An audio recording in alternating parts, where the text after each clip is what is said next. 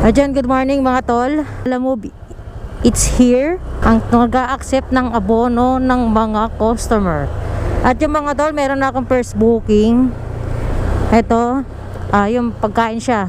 At meron akong nakuha paid wallet. Kasi kapag na-drop ko na to sa Diliman, wala na akong wallet eh. Ang balance ko na lang kasi 19 pesos. Kaya kumuha ko ng paid wallet. Ayan, pa QC din. At i-pick upin ko na rin to mga tol. Pagkain din, cake. Pero frozen siya mga tol. Okay, let's go. At yung mga tol, pick up ko na tong kasabay pa QC. Okay, unahin muna natin tong Diliman. Abono yung Diliman. Okay, let's go. Ready po? Pansit sisi 1,459 po sir. 59 pesos. Thank you. Okay po, receive lang po. Thank you po. Sir, picture lang Okay, thank you sir. So yung mga tol, na-drop ko na yung isang Diliman na COD at saka itong paid wallet na multi-drop na dalawa. Kaya kumuha ko ng paid wallet kasi wala na akong balance sa wallet. Ayan, na-complete ko na.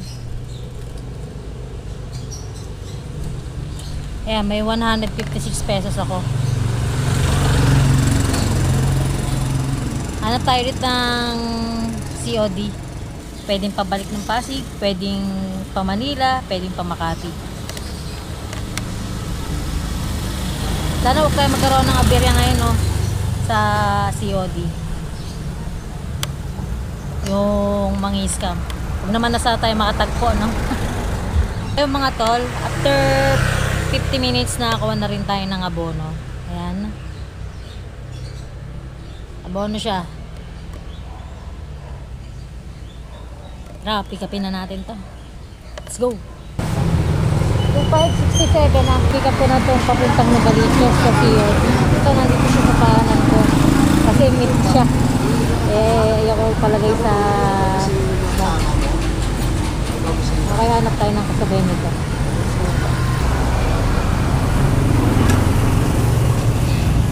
Okay mga tol, na drop ko na yun dito sa may Tandansora. Proceed na tayo sa may Novaliches, yung COD. Let's go.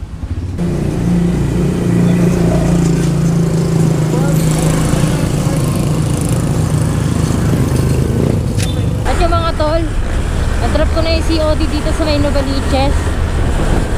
May nakuha na akong booking ulit. COD ulit.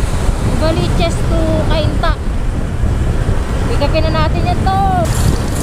Magkano yan sir? 330? 330 na. 330 lang ba sabi? Oo, ayan Magkano ba yan? Ayan 330 abono. At meron na akong nakuha ng kasabay. Ayan. SM Novaliches to Pasig. Maliit lang yon. Kaya hindi ako mahirapan pagdala. Ayan, sinaklob ko lang siya sa box ko. Hello po ma'am. Ma'am, doon na ang bayad niya o sa inyo? Doon na. Sige po. Okay, thank you.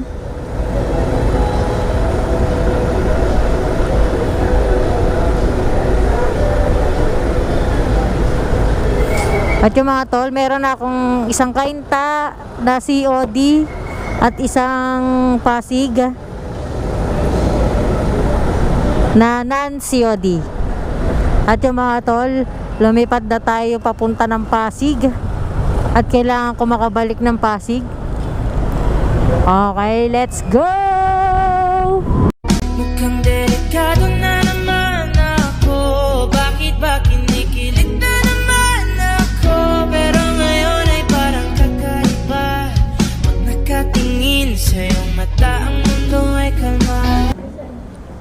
121 lang po, sir. Kirang lang yung booking. Okay, sige, wait lang ha.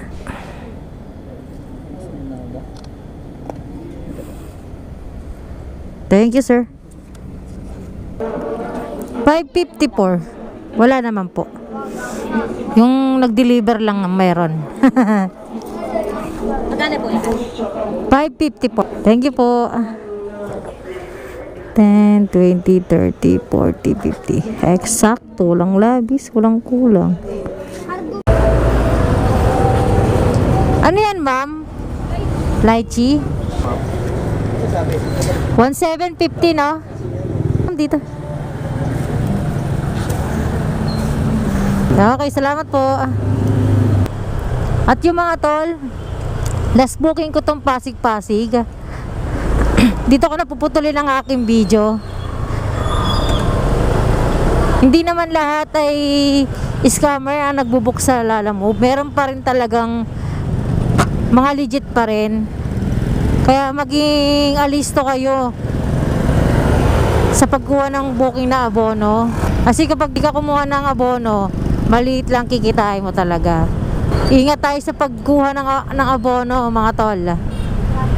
At i-flash ko na lang dito kung magkano kinita ko ngayong araw. At maulan na, nag-shirt na lang ako. Makabutan ako ng ulan eh.